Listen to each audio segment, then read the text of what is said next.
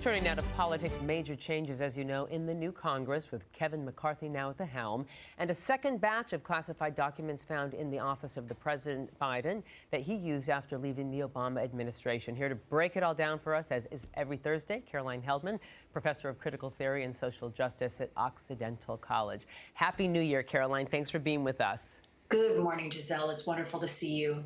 Wonderful to see you as well. So let's start with this new Congress under this new speaker, wasting no time to shake things up, passing 2 anti-abortion laws, defunding the IRS, removing metal detectors, bringing back smoking rooms to the Capitol. Your take on the first week in Congress?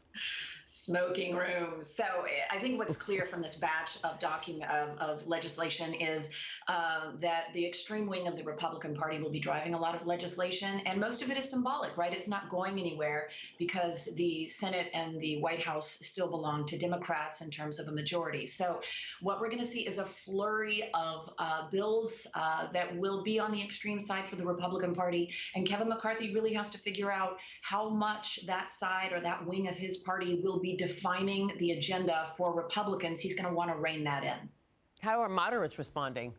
Moderates, depending upon the bill, moderates are not happy, obviously, with the way that Kevin McCarthy gained the speakership. And we're only beginning to see the concessions that he made. So if you recall, there was a lot of pushback, almost a physical altercation between moderates and extremists during that bloody fight on the Republican side. So I would expect to see Kevin McCarthy in the worst job in the world with 2 kind of warring factions of his party and essentially having no power to legislate. Right. All right, let's dive into these anti-abortion bills mandating doctors to save the life of an infant that survives an abortion. Mostly, again, symbolic and not likely to be taken up in the Senate. But what message does this send?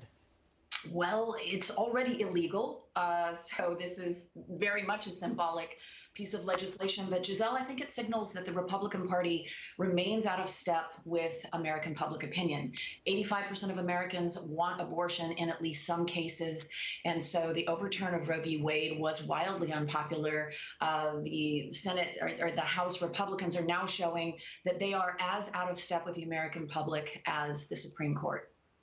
All right, a second set of documents, classified documents found in Biden's private office in Washington.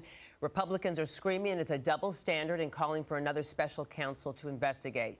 Is there a difference between these situations between Trump now and President Biden? Yes and no. Biden needs to be investigated. It is the same violation. It is classified documents in the wrong place, in a non-secure place. He knew about this in November. Apparently now there's another trove of documents. There's some differences in the sense that Biden's not covering it up. His lawyers immediately turned it over to the National Archives, whereas obviously Trump hid it. And perhaps his lawyers lied about it. It's hard to say, but those are some of the allegations. So the response to it is very different. Perhaps the intention is very different. But at the end of the day, we need a special investigator who is nonpartisan to look into this because it's the same violation. Deserves equal scrutinization. All right, speaking of investigations into former President Trump, the Georgia grand jury has finished its probe into Trump's attempts to overturn that 2020 election. What happens next? Well, next, Fani Willis, who is the prosecutor, needs to decide whether or not the grand jury has presented enough evidence to bring charges. And they were looking at a lot of potential charges, fraud, violation of oath, et cetera. So she has her work cut out for her because this is obviously going to be the first criminal investigation, the outcome of the first criminal investigation into Donald Trump. So all eyes are on Georgia.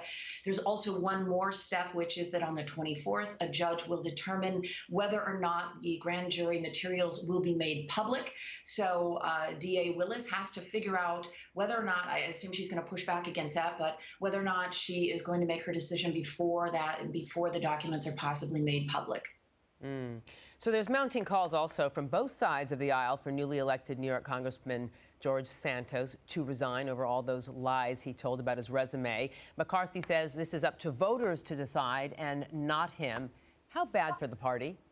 Well, in New York, there are definitely members of the House who are calling for his resignation because it hurts their brand in the state. New York Republicans are rising in power, and the timing for this couldn't be worse for them. They've called for his resignation. But the Republicans in D.C. obviously want his position to be stable. They don't want a special election. If you recall, Santos was key to McCarthy getting the speakership. And so McCarthy is not going to remove him. I would doubt any action will be taken from his party in the House, but certainly there are investigations underway. And if any criminal charges are brought and he is found guilty, then we will see a special election in New York. President Biden facing heat from both sides of the aisle for his visit to the border. Mexico's President Obrador also slamming the U.S.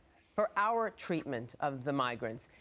Do you see any hope of any change, not just along the border, but for immigration reform, at least on the part of the Senate?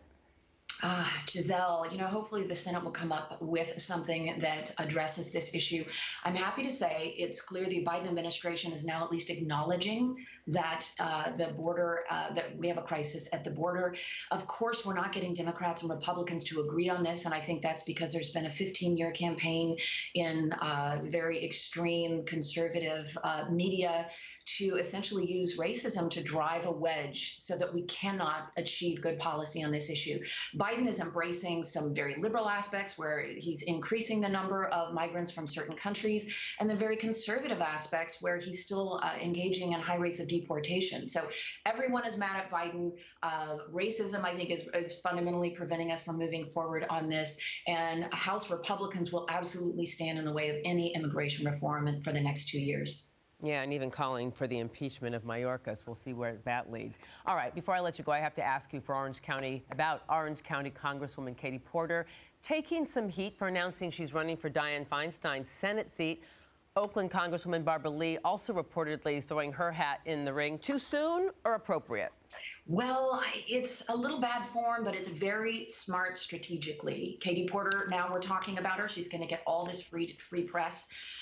It does appear that Feinstein will not be running again. We have two indicators of that. One is she stepped down from her Judiciary Committee personship, and the second is she didn't become the pro tempore. So she is not engaging in her typical duties, which is a sign she won't run again. It's safe to say that, and Katie Porter is taking advantage of this situation politically. All right, keep us posted on all things Senate seat for Dianne Feinstein. Thank you so much, Caroline, as always. Caroline Heldman, professor of critical theory and social justice at Occidental College. We always thank you for being with us on every Thursday.